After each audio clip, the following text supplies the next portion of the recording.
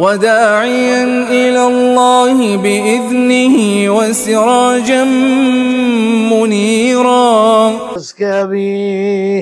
নবীজি দুরূদ শরীফ ফজিলত পূর্ণ হওয়ার ঘোষণা প্রসঙ্গে আলোচনা করব। আশা করি যে যেখানে থাকুন, দেশে বিদেশে প্রবাসে যারা বসবাস করেন, দুরূদ শরীফের ফজিলত সম্পর্কে আপনারা শুনুন। কিতাবের হাওলা দিয়া তারগিব দ্বিতীয় খণ্ড 414 নম্বর পৃষ্ঠায় আল কাউলুল বাদিহি বিসসালাতি আলা হাবিবিশ শাফি কিতাবে 249 নম্বর পৃষ্ঠায় হযরত আবু তালহা রাদিয়াল্লাহু আনহু থেকে বর্ণিত, তিনি বলেন, দাখালতু আলা রাসূলিল্লাহ সাল্লাল্লাহু আলাইহি ওয়াসাল্লাম ওয়া উসারিরু ওয়াজহিহি তাবারাকু ফাকুলতু ইয়া রাসূলাল্লাহ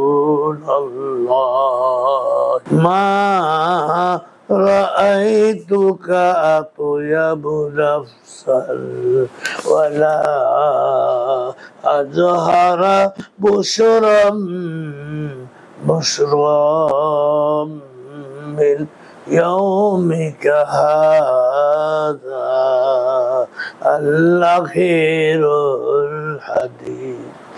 একবার রাসূল খুদা সাল্লাল্লাহু আলাইহি সাল্লামের পবিত্র চেহারা মুবারক খুশির কারণে নূরে ঝলমল করছিল। খুশির কারণে নবীজি চেহারা মুবারক ঝলমল করছিল। সাহাবায়ে কেরাম রাদিয়াল্লাহু আনহুম জিজ্ঞাসা করলেন, হে আল্লাহর রাসূল, আজ আপনার চেহারা মোবারক খুশিতে এত বেশি ঝলমল করছে যা এর আগে কোনোদিন দেখিনি। নবীজি উত্তরে বললেন, আমার এত বেশি আনন্দ কেন হবে না?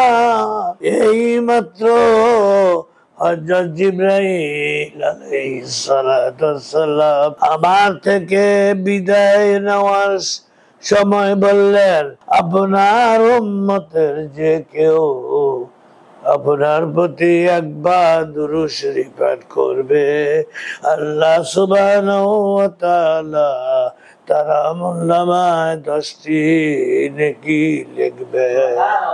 10টি নেকি লিখবেন, 10টি গুনাহ ক্ষমা করে দিবেন, 10টি পদ মর্যাদা বাড়াইয়ে দিবেন। একজন ফেরেশতা, সুবহানাল্লাহ, একজন ফেরেশতা তার জন্য ওই কথাই বলবেন যা তিনি বলেছিলেন। আমি হযরত জিবরাইল সাল্লামকে বললাম, এই ফেরেশতা কেমন হবে?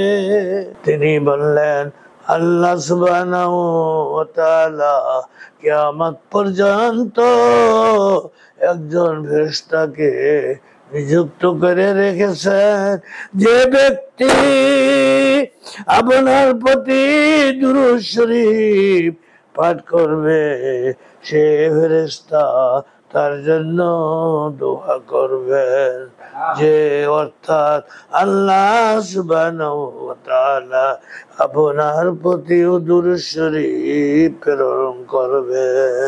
সুবহানাল্লাহ, সুবহানাল্লাহ।